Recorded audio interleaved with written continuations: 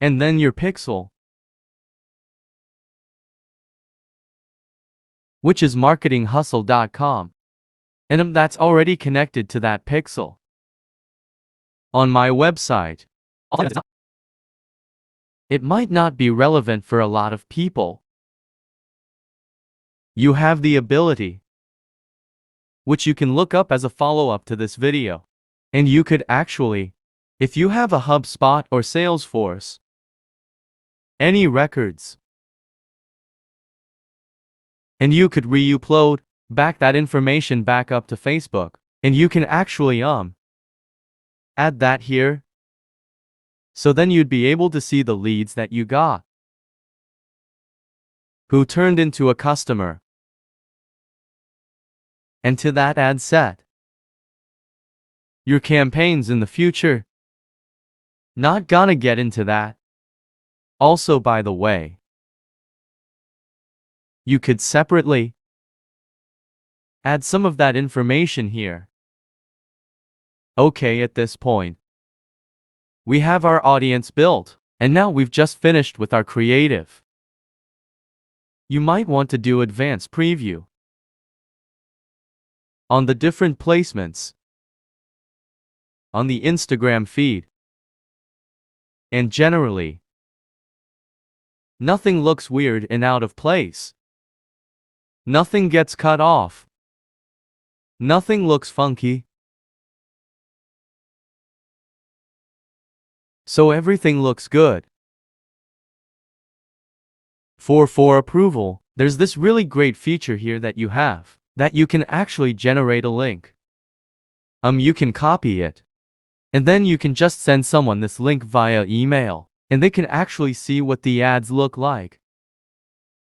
So maybe if you're building a campaign for someone else, someone will be able to see and give you feedback and tell you, hey,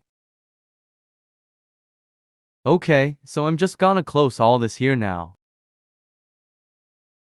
And at this point, and I would say publish. And Facebook's going to upload all this. And remember, this is, so it's not going live yet. It has been scheduled. And so no errors came through. So everything looks copacetic. And what I want to do is make sure that campaign, so that campaign is showing up here. I can see it's on again. It's not delivering yet. And then creative. One of the things that's gonna be good to do is look to make sure your ads are approved. So usually you want to come in and check. I'm just gonna turn this off. But anyways,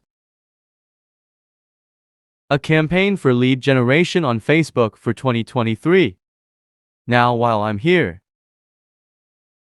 from this previous campaign that I had built, and talk to you a little bit about an advanced audience strategy